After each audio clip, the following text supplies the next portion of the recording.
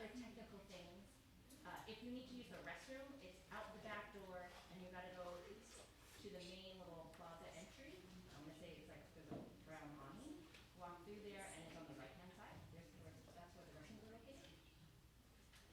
But the panel discussion will probably start in maybe like 2 minutes, but we can get everyone seated and ready to go.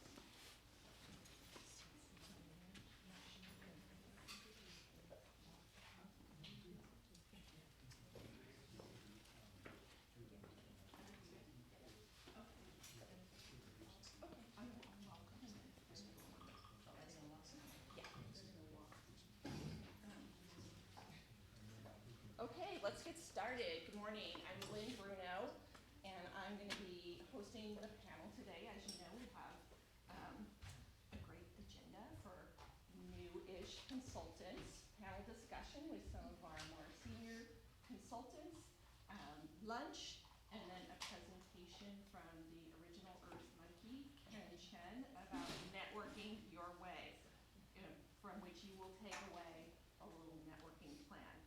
We have people online, as you just heard, so there are some considerations around that.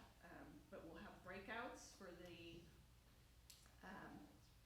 Ken's session. He'll talk, and then there will be short breakouts, and we'll be coming back together again. Just a little bit about me. I've been a consultant for 10 years. I didn't intend to become a consultant. Started out in journalism at the Wall Street Journal. Worked in a bunch of different family businesses that I helped run and start before going into marketing. And I became a consultant by accident during the Great Recession and found that I liked it. I was originally digital marketing. Okay, that's what you're trying to tell me. How do I get it off? Hello again. And then because of my background in journalism, I went more into social and content. And that's what I do now for tech companies and also for EM. And so in that capacity, I'd like to welcome our panelists today to come on stage.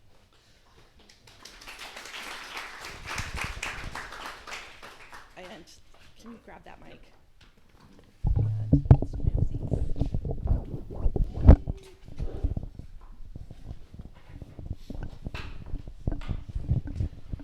Testing 1, 2, 3. And we're going to start by having each of them tell a little bit about their path to consulting, because I think there are as many paths as there are people, and I always find that super interesting. And let's start with Daniel. Hello, everyone. My name is Dan Jahant. I am an SEO consultant or expert. SEO is search engine optimization, so when people search on Google, I try and help companies find that match. My journey started 3 years ago to find consulting. I was in a job, and I've been in marketing for most of my career, but I had kind of wandered off the path and was in a trust and safety role, more marketing compliance than marketing. And I desperately wanted to get back to the place I liked. And so when I left that job, I spent a lot of time networking and having coffee with folks. And that's what slowly led me back to EM. My wife was at Intuit for a long time, so I think there were a lot of common connections there. But just in talking to lots of people, they were like, you need to talk to this guy, Ken. He's a good guy. And after like the fifth person that said that, I said, okay, I need to go figure out what this EM marketing place is, and can consulting be a good fit? And the other piece for me was at this last job, I got a taste of flexibility. So I had a work from home day on Wednesdays, and I have 2 small kids, and that just opened my eyes to what the world could be like and what life could be like. And so I went in kind of eyes open, trying to figure out, could I make consulting work? Not really knowing how it was going to work or what I was going to do even. But that's what led me to this place, and that's how I'm here. Hi, I'm Tara Werner. I do digital marketing, content marketing, lead gen, anything that drives revenue. I've been consulting for about 6 years. I'm married to a Canadian, so sometimes I'll hear a little about or out or a little whatever. So I worked a lot in B2B tech, and I think like you, I was at Intuit, and there, they shuffled you into a new job every year. And at the end of like 7 years, I'm like, I don't even know what I want to do anymore. And then I went to VeriSign. They got acquired by Symantec. And when you go through an acquisition, you kind of lose the original reason why you joined the company. And I was driving a lot of revenue for the company, and it was great and all, but I wasn't doing social media, which was the big thing at the time, because it wasn't driving revenue, and our boss didn't want to do it. And I'm like, I just feel like my skills are kind of getting outdated, and what should I do? So I actually went and volunteered at a nonprofit to do some of their social media, and then they offered me a part-time role, and I'm a little conservative, so I didn't go right full into consulting. I went into a part-time role at this nonprofit, which I considered consulting, and I did that for 2 years, and then also met Ken, who was amazing, like a therapist for consultants, for me at least. And he helped me figure out how to get clients and what's the right mix of clients, and now I spend more time playing tennis than I do working, but that's what I want to do. So. Hi everyone, I'm Azadeh Rasmussen. I have been a consultant for about 8 years and accidentally found myself in this line of work. I started off in market research and eventually got into consumer-facing B2C marketing. Long story short, after having my second and being on maternity leave, we thought we were relocating out of the state. So I resigned from my job, only to find out that, oops, guess what? We're not moving. And I've always been the kind of person who I enjoy working. I always wanted to work, even though I'm a mom. I love my children, but I also really need that time away from them. So, so I got into the world of consulting and contracting, and I did have a brief stint working permanently for one of my clients during that time, but decided to go back into the world of consulting for many reasons, one of which is definitely flexibility, so I can totally relate to that. So yeah, I'm happy to be here. Great. I'm Mark Harnett. My road to consulting, I did director and then sort of VP marketing roles at a bunch of startups the last 20 years. And the startup combined with marketing means it's lots of ups and downs, as either the startup or the marketing role gets eliminated. And after about four years ago, one of the companies I was at did one of the downs, and a previous colleague hired me as a contractor.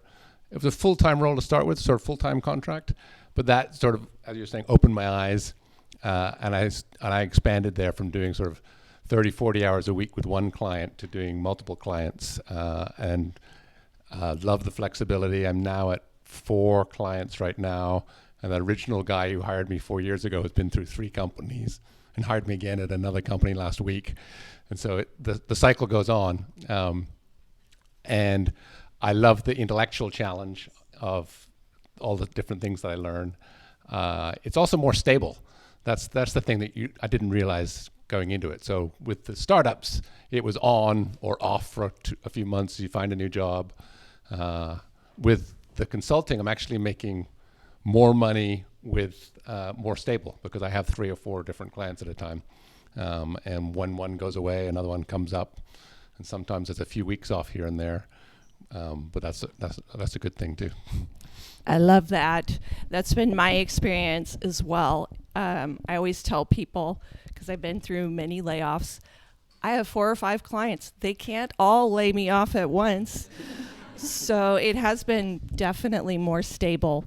I forgot to do this earlier, but I wanted to get a quick show of hands of who is not yet a consultant and thinking about making the leap. Oh, okay, a lot of people.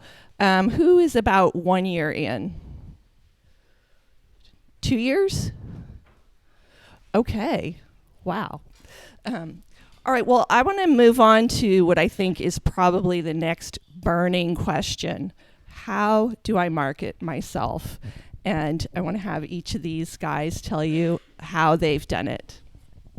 Start with you. Oh, jeez. As a good marketer, I do a horrible job of marketing myself. is the honest answer. I think we talked about this earlier. So the story for me in EM is one where I did my own kind of I wouldn't call it a startup. I call it a bootstrap project or venture, where I learned how to code and build my own website. And this was in between 2 jobs 10 years ago. And I did it in pure isolation. And so I had no support. I didn't have a co-founder. It was a great experience. I studied economics. I didn't code. So it was a great thing to get exposed to all this new stuff. But I didn't have relationships or a support network.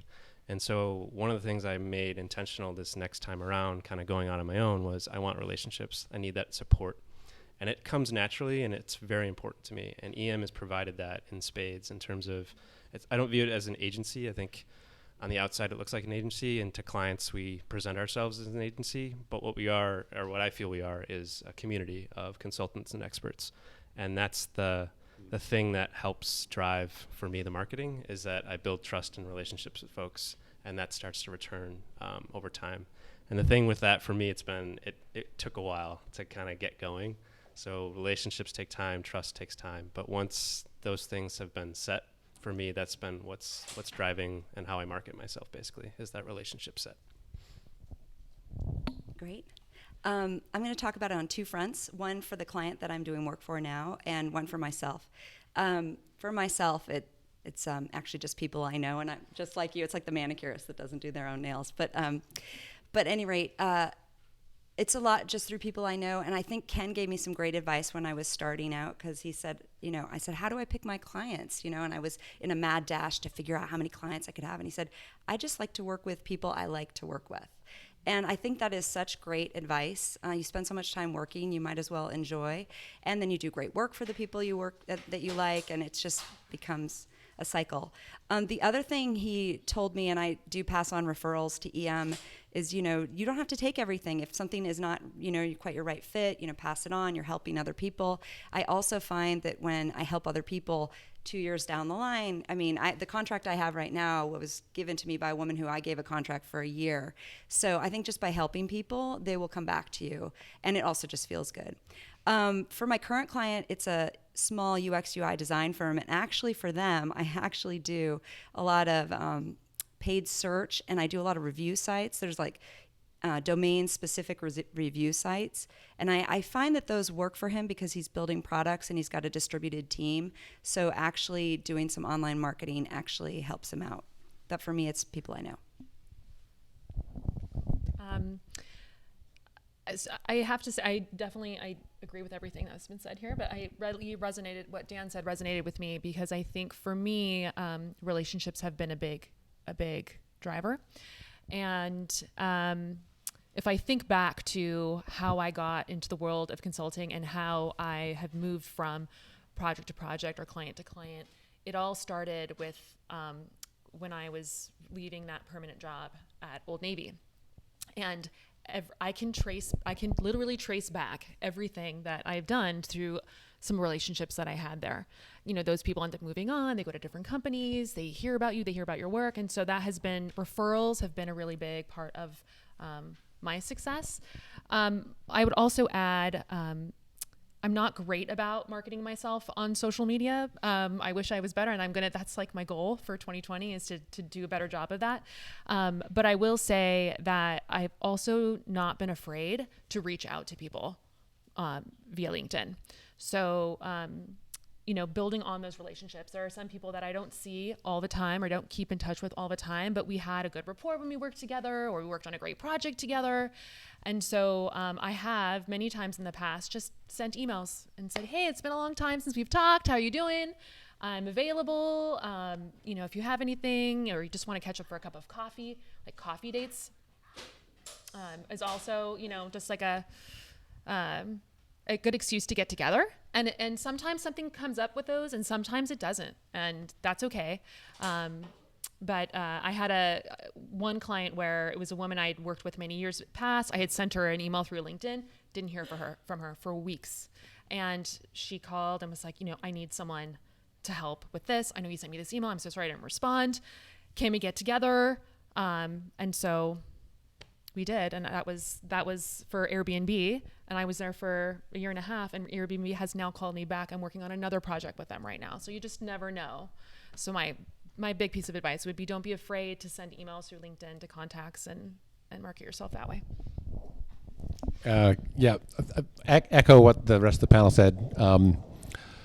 I worked at 10 or 15 different companies, and so developed the network, and a lot of people knew sort of my skill set in online marketing.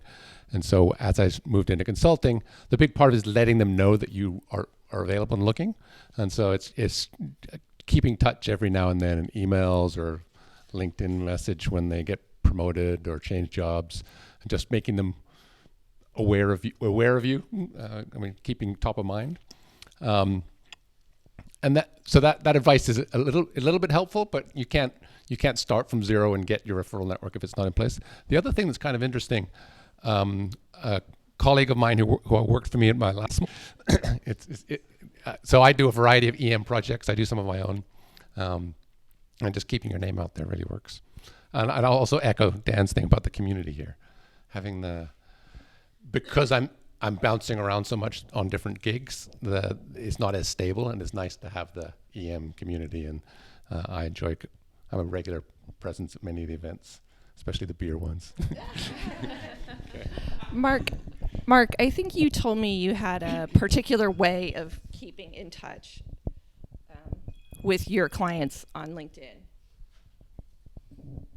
Which, Yeah. didn't you tell me that you sent them articles or links, just like, So hello? I do that. When I see LinkedIn is pretty good about prompting you when they appear in things, and I also keep in mind stuff that I think is interesting, just my personality as well.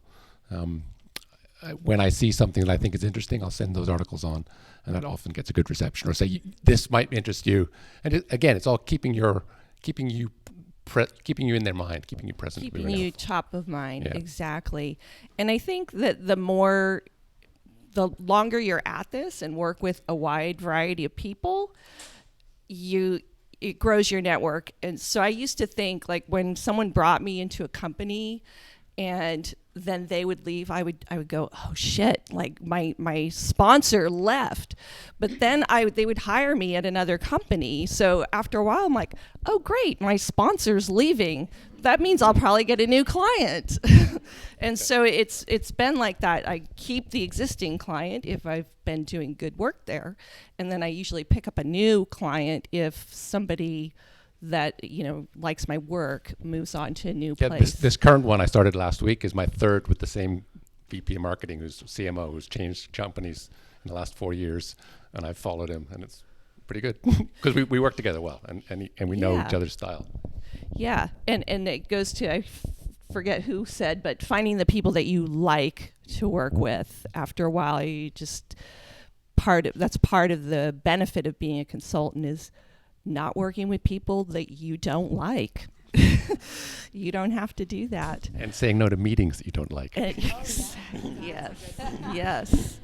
So let's talk a little bit. I know I pre-interviewed you guys a little bit about how you work a little bit differently as a consultant versus an employee, and how you uniquely bring value in that independent consultant role, because I feel like it's a little bit different than being an employee, and how do you really lean into that? And let's start with Azadeh this time. Thank you. Within the EM community is the GSD types, just getting stuff done. And one of the, I think, great ways of doing that is removing yourself from just, some of the inevitable office drama and politics and things like that happen. And so I think that's been a really good strategy for me as far as going in to do the work and being very objective and not having any emotional ties to anything or anyone that's happening, and just being very focused on the task at hand. Did I answer your question? I feel like there was some other... How do you feel like an outside consultant adds unique value? I find that it's sometimes the people inside can't see the forest for the trees. Yeah. So I think that especially in some of the work that I've done in the past, where I've had experience working within a lot of large organizations, that you see where you get very good at seeing very quickly how you can make things better. And so I think that's part of the value that I've been able to bring in, is to be able to quickly, I've been able to really strengthen that muscle, and I've been able to go in and quickly say, okay, we need to do X, Y, and Z. And I think because of just the sheer nature of being a consultant and doing those kinds of things more often and repetitively, that you tend to have a little bit more, I don't know what the word is I'm looking for, a little bit more credibility, if you will. I hate to say that, it's not the right word, but it's a little bit more experience and credibility, and trust. Yeah. I always find that when they're paying you for your advice, they listen. So you do have a little bit more credibility as a consultant, I feel. Let's hear your answer. I feel like we're going to have the same answers, but I think I was thinking about emotional connection, getting things done, and a unique perspective. The emotional connection, when I used to work at places, I would get very impassioned about what I was doing, and if I felt like the company was doing the wrong thing, I'd feel just terrible, and not that badly, but I did feel very tied to the work I was doing. And I do as a consultant, but I have let go a little bit, and it feels really good, because I'm able to say, if the client is doing something where I've done it before and it's not going to work, I voice my opinion, and if they still want to do it, I say that's fine, and then I get it done. But somehow I'm able to disconnect from that, and I've felt that I've given them my perspective, but then they can do what they want to do, and I'll help them get it done. In terms of getting stuff done, it's amazing how much you can get done, because my clients are always in meetings all the time, and they think they're just so busy. And one of them said 10 hours a week. They thought I was going to be slammed, and I just got stuff done, and I was like 3 hours a week or 5, just because it can bring advice to your clients. And I also think it's helpful. Like I had my current client really needs to clean his database, and I was able to say, hey, this is what my other client's doing, and you should consider doing this and that. It's much more credible when it's coming from a third party and another company.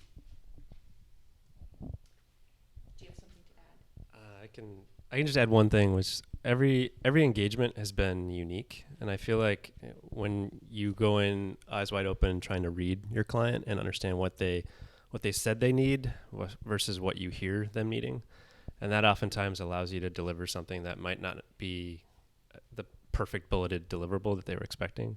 So I had one client where they said they wanted an audit, and they wanted to do keyword research, and they wanted to look at the competitive landscape.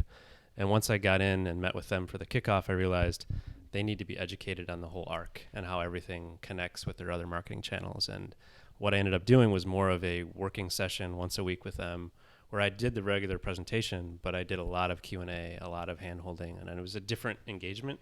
And because I just took that different approach, I felt like they got a lot of value. And oftentimes when you're in a company, you don't realize what you're missing. And so coming from the outside lets you kind of see, oh, there's a gap here, and I can fill that, service them in a way that they didn't realize they needed. So that's what I know a lot of other folks do that as well. And Ken and Charlie and Justin and Molly talk about this a lot, of just like reading the audience and trying to get a feel for who you're servicing. Mark, anything to add here?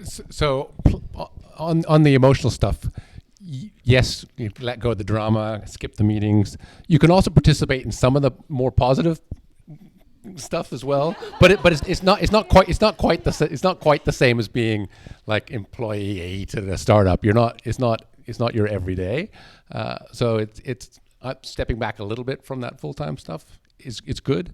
The other thing that's important, because you're not all in for every company, and it's your living, breathing. Typically, it's not your living, breathing every day. You can say, this is a terrible idea, you shouldn't do this. And if they dislike what you're saying and end your engagement, it's okay, because there's another one coming. I mean, you can say this is the right way to go and this is the wrong way to go. You can state strong opinions, because you're not trying to cover your ass and keep your job, because as much. There's some of that, but there's much less risk involved, because you've got a bunch of stuff going on. And in the end of the day, most people will appreciate that more. It's actually much more refreshing, I find, when you just let the chips fall where they are. Great. Now I have a curveball follow-on question that wasn't on the list, but it kind of, it's the flip side of not being so emotionally engaged with the client, and everything is kind of like, your reputation on the line? Are you going to live and die on this hill? So it's good to get away from that. But so many people tie their identity into their employer. Did any of you have any difficulty making that shift of like feeling a little bit adrift? I'm not part of a full-time company or anything like that. Anybody speak to that transition? There's still some pangs. I mean, there's a Christmas party on next week. I've got something else. I'm going somewhere else. Whereas if I was a full-time, I would really make the effort, but I'm not going to this Christmas party because I'm not, so there's a pang, but it's not that big. I do feel that way sometimes, and I notice it depends on the kind of company I'm working for. Sometimes the larger companies where they have all the rules and regulations, you can join, you can't join. So sometimes I find I like working for small companies where I'm maybe the only marketer and I'm a consultant, but I feel really, integral to the team. I wanted to add one other thing that's kind of unrelated, but something I sort of enjoyed about consulting is I feel like you're a confidant to your client. And I do love to help people. So if somebody came they want some career advice or there was something going on, I know that's completely not related to what you ask. It was fun for me to be able to be a sounding board for them. So that was another aspect I liked about consulting. I actually think that is related in a way because I too feel like I'm not invited to the Christmas party. You feel that, but on the other hand, because you're outside, you can take that confidant role, and I find that happens a lot with my clients. Like they get into a situation with someone. Azadeh, anything to add here? Okay, so I know I want to open it up to questions from you guys because I know there are many fears and worries about transitioning to consulting and making that leap. How will I market? Will I get clients? Will I make enough money? Where will I get my insurance? All of that kind of stuff. And we have, 5 of us here to answer all those questions. So I want to turn it over to you guys at this point. So we have an online question from Galena, who's in Santa Clara. She would like to know from the panelists, do you ever consider the possibility of refusing a client for some reason? What reasons do you find appropriate? And do you ever find this unethical, or is it ethical to say no? Of course it's ethical to say no, but anyone want to take that? Mine's going to be kind of funny. I decline during the summer when I want to travel. And yes, I do feel bad because often the people that are calling me in the summer are people I really like. And so then when I do what Ken told me, I refer them to people and I feel really good about it. Like I help solve their problem. I'm getting to do what I do. And also sometimes I think it's the right thing to do to refuse a client. For example, if they want someone with SEO, I am not an SEO expert, and it would be not right for me to paint myself that way. So I would refer to Dan. So those are some of the instances I think you could refer, and it would be okay. Yeah, I would agree with that. I also think that if one of the things we mentioned before is if you don't really like a client or like want to prefer to work with that client, then I think that's okay. You wouldn't necessarily tell him that, but again, referring. So I don't think that's unethical whatsoever. Also, to add on to that, I think it's important that you, at least for that it fits my needs. So one of the reasons I do this is the flexibility. And I have gone back. I have had clients who have come to me saying, I need you in a seat X many days, in the city, whatever it is. And I try to be very, very clear about, well, I'm sorry, I'm not available for that stretch of time. I'm available 3 days a week and I can do a couple days from home or whatever it is. And if it's not right, it's not right. But I have had situations where they say, okay, well, it's not the right fit. And then they will come back a couple months later because they haven't found somebody who is right fit. And then we make it work. So I think it's really important to ask for what you need and what you want. I don't think it's wrong to do that at all. So this is about taking stuff initially, and I agree with all of that. The other one is being busy. Another element of that same question is if you're in an engagement and they're asking you to do something that so I was recently in a engagement managing another agency, And the guy who'd hired me said I wanted to fire them because I'm running out of money. It's not as effective as my other thing. And they had a 90-day out. And I said he didn't want to pay them next month, and he wanted me to fire them.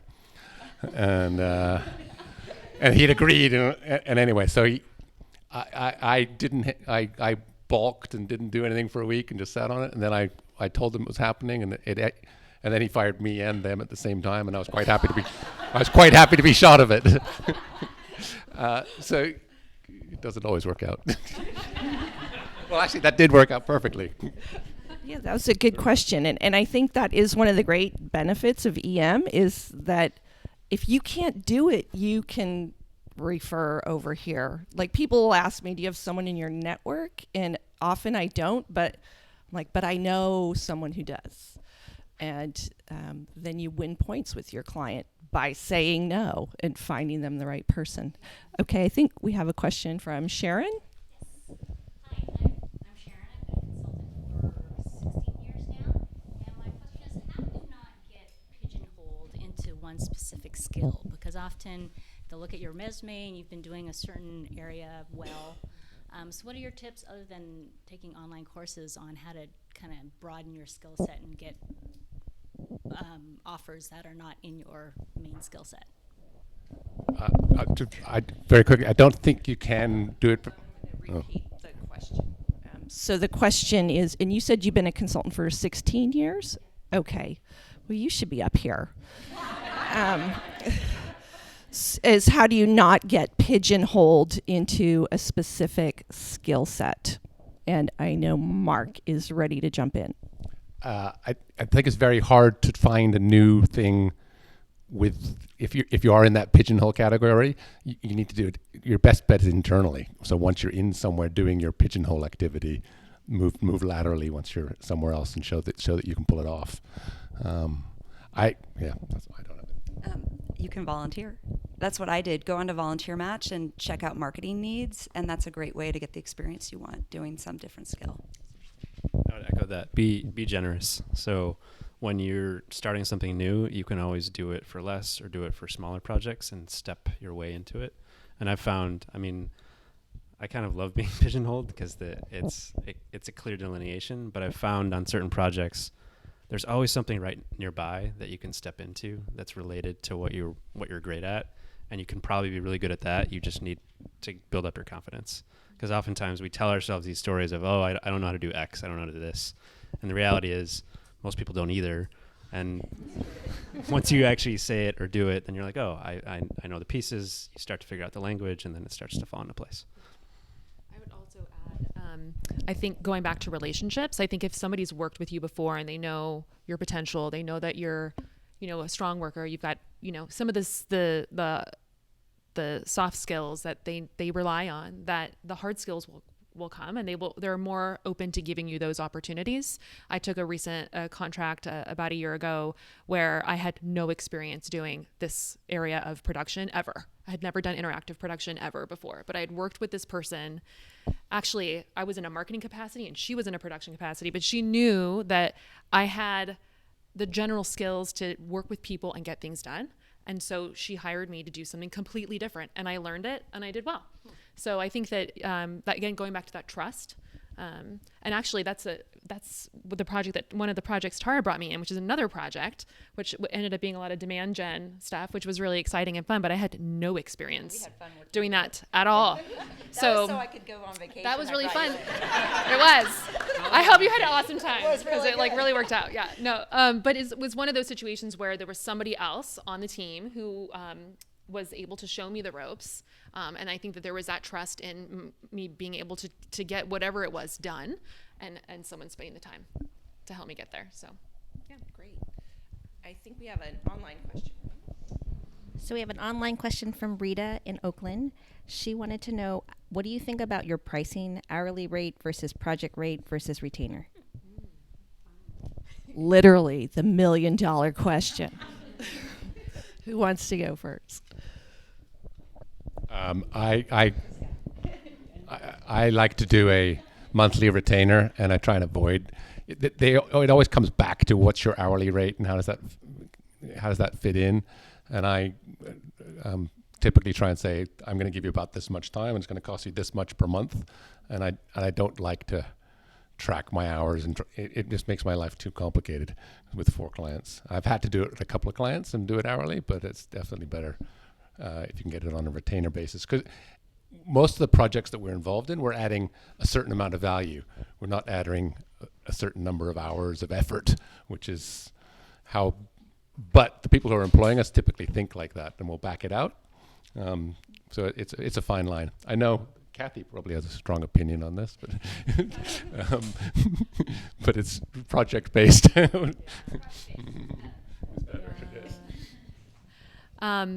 I understand where Kathy's coming from. Yes, 100%. And as an account lead, yes, project based. Yes.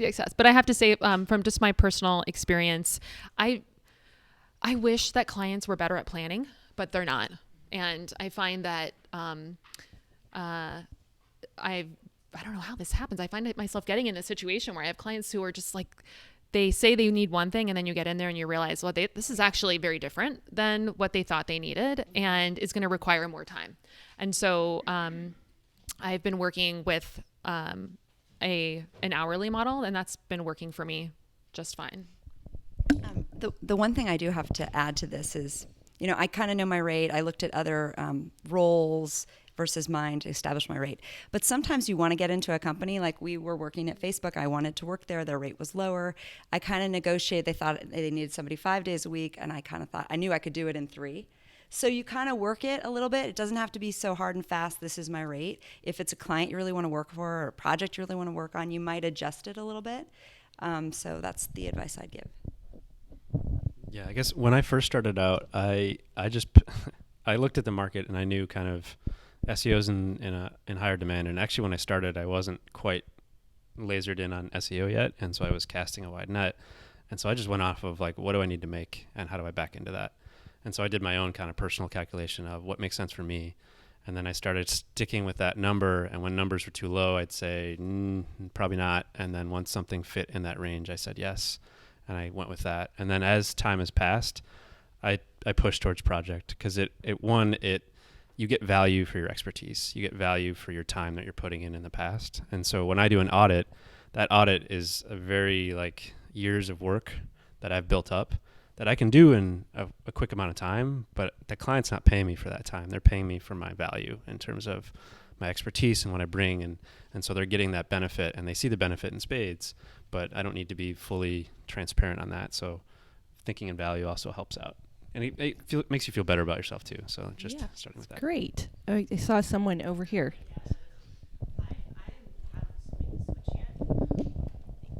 I haven't made the switch yet. What would you say is like a good starter pack when you're becoming a consultant? Like you need a CPA, you need like a attorney, I'm assuming. Like what are the things you need to think about when you're switching? Does that make sense? So when you're thinking about jumping, do you need an attorney, CPA, any other professional advice or help? I'm laughing because as the marketer, I started with my brand and the website, which is not really where you're supposed to start, but that was the most fun. I did, talking to other consultants is really helpful who have done it before. And then I did talk to my accountant to understand how I should set up my business, and talk to other consultants and set up something with LegalZoom. And I got a bank account and figured out how many clients I needed to have to be in some certain category.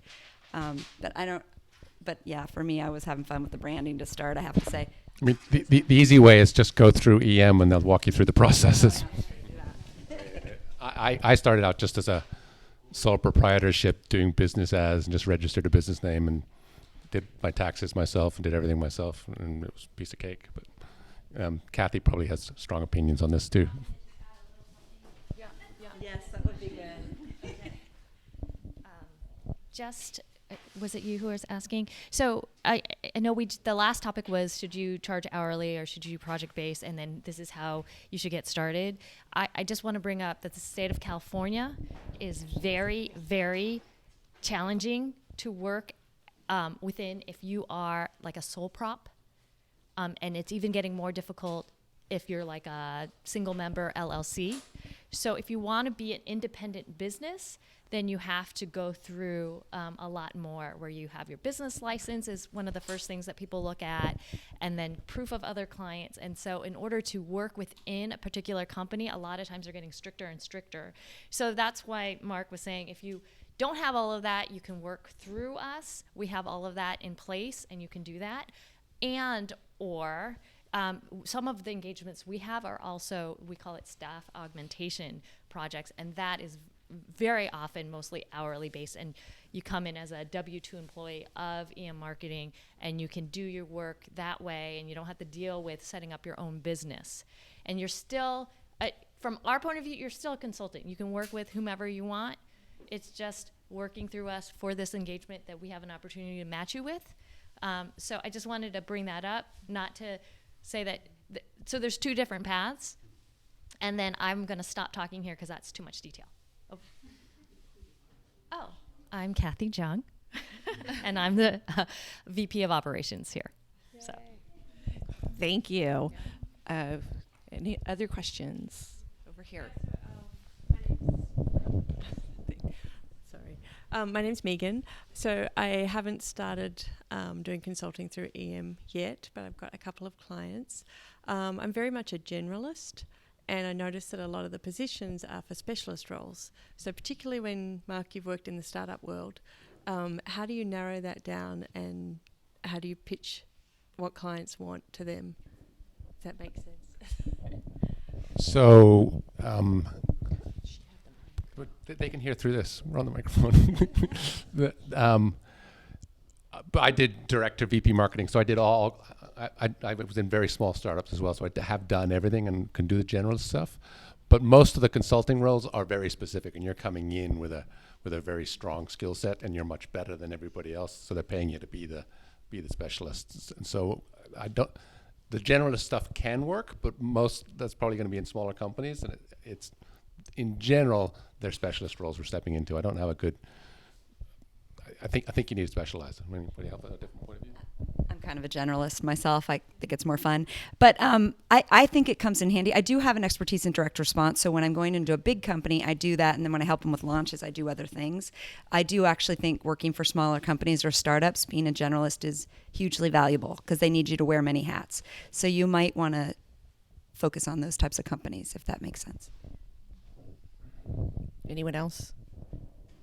I'm a specialist, but I don't know. I get my initial thought was like there's a mindset element of can you highlight a specialty within your generalist skill set, and that allows you say I do these 5 things, but this one you give a little kind of polish to for that particular client, and that helps get you in the door. I'll just add. So I go in and mainly focus on online acquisition, Facebook and Google marketing. But because I've got the general experience, I brought in another consultant recently to do ABM, which isn't something which I've done a little bit of. Or I can tell you that you need to have your Salesforce set up differently, and this is the program you need. This is the landing page optimization. So I've got enough breadth that I add value along a lot of different breadths. But I come in typically on the acquisition front, and then because I've got that breadth, I can add value across other pieces as well. But I typically sell myself on the acquisition piece. Great. I think we have more online questions. So the first question is coming from Marinella. I think I might have mispronounced her name, from Mendocino. She wants to know if any of you have found it worthwhile to invest in marketing automation funnels, CRMs, like HubSpot systems or Trello, in addition to your own websites. No. I would say the honest answer is not yet. I'm thinking about it, but I don't think I've gotten there yet. Yeah, I guess the answer is no. And I just played around with those because I like to learn them, but that was the reason why. No. Nope. I do use something 17 Hats to track my time and send invoices. That you need. But I don't think you need a database. Unless you do project-based, and then you don't. Oh, well, then you don't. Yeah, I think if you get to that point, you'll know it. Most of us are kind of single shingle, not trying to generate large volumes of clients. I think 4 or 5, you have What's the most anyone here has? How many do you have? 5. Yeah, so that's just, you don't need that kind of firepower if that's the kind of practice you're building. Anyone in the room have a question? I don't know if any of you guys, if they're looking for part-time work specifically, I'm finding it's kind of a needle in the haystack to find a good part-time position. If so, do you guys have any tips on how to find a role like that? Somebody had suggested to me once that I should take on a full-time role, make them fall in love with you, and then try to shape it into a part-time later on, which I don't know if that's the right approach. Okay, the question is, how do you go about finding part-time jobs, and is taking a full-time job and trying to turn it into a part-time job a good strategy? And so you mean like full-time or part-time permanent job? Okay. Because I think most of these consulting jobs, or many of them, are part-time. I don't know if you get our email, but yeah, a lot of them are part-time. It looks like Azadeh has something to add here. I'm currently in a part-time role with a client, and I don't think that they're impossible to find, but I think some of those relationships that some people I think would be more willing to give you that flexibility if they know how you work. And I think one of the ways of doing that is not pushing back, but really getting into the weeds of what the role really is and how they want you to spend. What's the best use of your time? Is the best use of your time really sitting in 10 hours of meetings a week? If it's not, then maybe the role doesn't require somebody there full time. I think another creative way of think of things is to do a job share, which is similar to what Tara and I had done at Facebook, where they get that full-time coverage, but you're not the person there full-time. And I think that, we're there. I know Ken and team are always, pushing us account leads. By the way, I'm in addition to being a consultant at EM, I'm also an account lead at EM. So I know that we're always looking for creative ways to bring solutions to clients. So I think if you're, letting people like Denise and Ken and other people know that, you're open to this, they can in turn let us know. I would love to talk more to you about, what you're looking for, and you just never know what a client might need. So yeah. I can say Yeah. that I think Denise can fact that at least half of our roles are part-time. And the reason for that is often people want an experienced person, but they don't have the budget to hire someone. Right? So what we do is we coach our clients, because many of them have full-time mentality while they're in big companies. And we say, have you ever considered a senior consultant for 20 hours a week, or 25 or 30, whatever your budget can provide? Usually we get this initial pushback about it, but often that works very well for the same reasons these guys have talked about. Our consultants usually can do the work in less than a full-time person thinks. In case you didn't hear that, that was Ken saying that probably half of EM roles are part-time, and that sometimes we will propose, if they're looking for somebody full-time, a more senior person who can get the work done a lot faster and still meet their budgets. So letting us know what you're looking for is a good thing to do, good place to start. I think another element to what you're saying is, some marketing speak here, is the framing of it. If someone is looking for a part-time, they've got a very fixed mentality as to what they're looking for, which is it's full-time, part-time worker in it with someone who comes in some number of days a week, rather than a consultant or a project. And if people have that, if the people who are hiring have that mentality, that mindset, it's hard. You can push them off it sometimes, but it's hard. I often get pinged on LinkedIn for interesting full-time roles, and my response is, sounds great. Are you interested in consulting? And those almost never work, frankly. I mean, sometimes I'll have a discussion, but I'm fairly certain I could have done what they're asking for with my skill set in a smaller amount of time. But once people have that mindset, it's pretty hard to push them off it. So find people who are looking for that already and in that mindset, you have more luck, I think.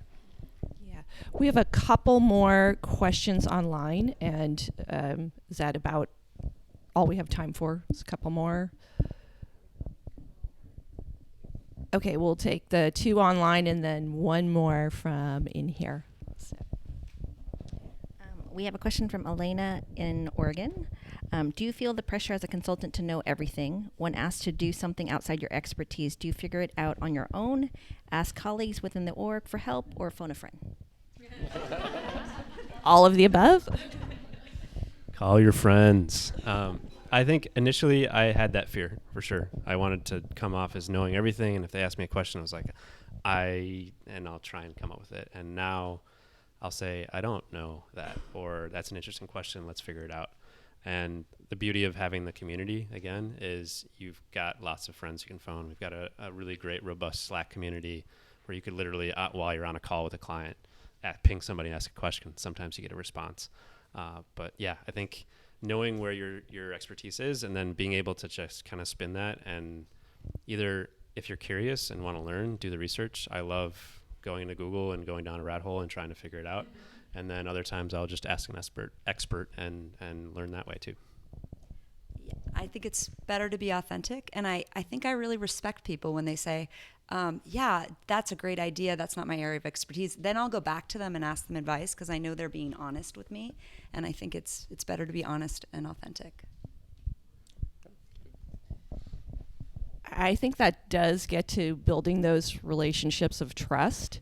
So you don't want to bullshit. If you don't know, say, I don't know. I could either find out for you or I could connect you to somebody that would know. And you'll win more points that way. And Ken wants to say something. In my experience, it's best to say I don't know, but it's actually an opportunity to show how fast you can learn something. What I found is if I do that with the client, I say, that's a great question, I don't know the answer, give me a day. And I come back with something, then they'll ask me all those questions that they don't ask other people because they don't know either. That's you a good point. demonstrate your ability to be a good consultant. Okay, Ken says, look at that as an opportunity to show how fast you can learn and come back with valuable information, and then you will become that trusted resource for every question. So Dan Hall from, I believe he's in Oakland. Oh no, I think he's in Oakland. He's a generalist. Given the recommendation that we start with a specialty, what specialties are in the highest demand and pay the highest rate? Smiley face. Do we need Kathy for that one? Ken or Kathy? You want to? If you need to pick a specialty, what specialties are in the highest demand and pay the best? Denise, back on Denise. Okay. I mean, maybe it's a bit self-serving, but because I'm in the online marketing realm, because they're spending such large amounts on the media, it doesn't take that much for me to make a big difference and justify how much they're spending on me or more. And so it's quite easy to do the sale of, if I'll save you 5% of your big monthly media spend, I've more than paid for what you're paying me, or whatever the number is. And so and they also sometimes compare me to what they would pay for an agency. And some of the agency fees take a % of media, which is outrageous sometimes. And I'm typically much better than that. I would add, I do a lot of work for big data and IT companies, and I read so much about how data analysis is in such short supply. So if you have any inclinations in that direction, I think analytics and data analysis, most marketing departments that I've experienced anyway, are woefully short on people to actually do the analysis of the programs they're standing up.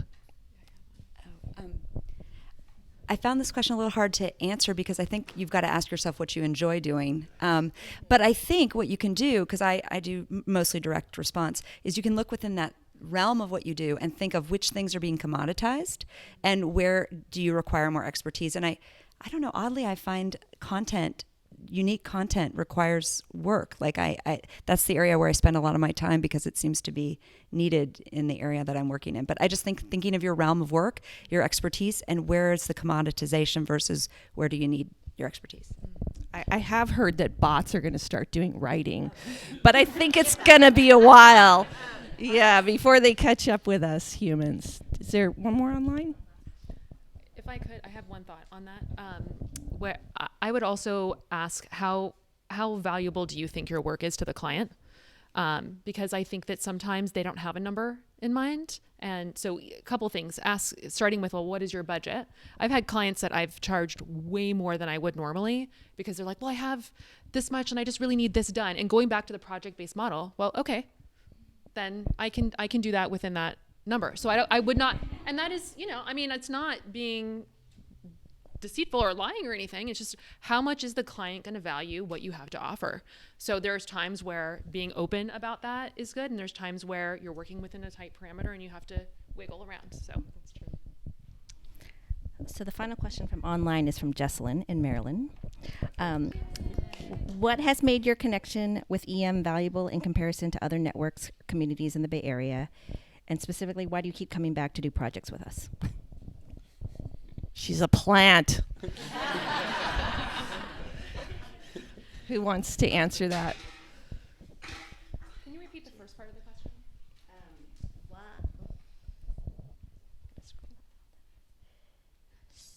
So the first part of her question is, what has made your connection with EM valuable in comparison to other networks or communities in the Bay Area? I mean, I'm not really a plant, but I can't say enough good things about EM. I think first I'm looking at Ken. He gave me a lot of great advice, a lot of great counsel. I feel like I've made a lot of friends, just even outside of business. And I think it can be isolating to be a consultant sometimes. So it is really wonderful to have a network of people that are like-minded, that are going through the same thing. I can't speak highly enough of EM as a network. Yep. I've been doing projects with Ken and the team for 2-3 years, and the same. You got the support network. You can ask people for help. I've started bringing in other EM consultants to stuff to help me with stuff where I need help for graphics and design and strategy as well. And I can say, Ken or Justin or Denise, I need this, and they'll spit out 10 people. How do all these people work? And it's great to have the whole community and all those resources available. Yeah, I'd say the community has been the number one reason I come back. It's the relationships, it's the camaraderie, it's the friendships, and then I'll say like the type of people that keep coming back. It's kind of reinforcing and it creates this great community. And then the cool part is the clients that come through, at least for me, tend to be of higher caliber and higher quality of the type of people I want to say yes to versus I tried to get work through another agency a couple years ago and then got on the call with this client as like a potential kickoff, and he was just saying like, we're going to hack this and we're going to make it happen in 2 weeks. And I was like, whoa, like that's not how this works. And two, like, where are you coming from? Like, why are your expectations so off the charts? And in Silicon Valley, there's a lot of that. And so to be in this space where like, yes, get our stuff done, but we enjoy life and we respect, like a lot of people have families. And so that's been a big connection for me is we have balance, right? And that balance keeps me coming back for sure. You didn't ask us about what countries we worked in over the last year while we were doing our work.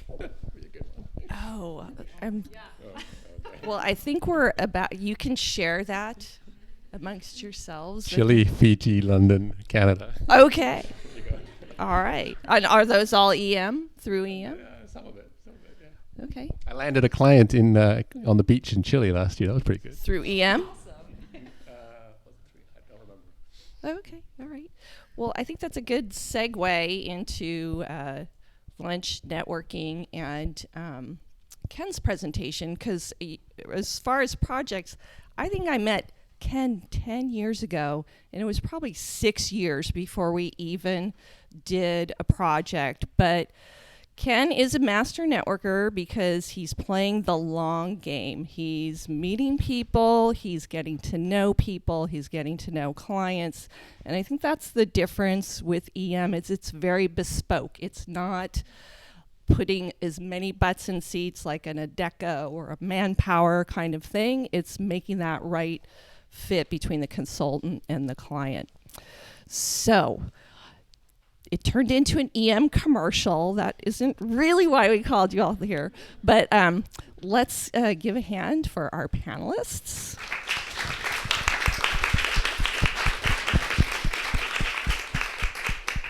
And let's have lunch.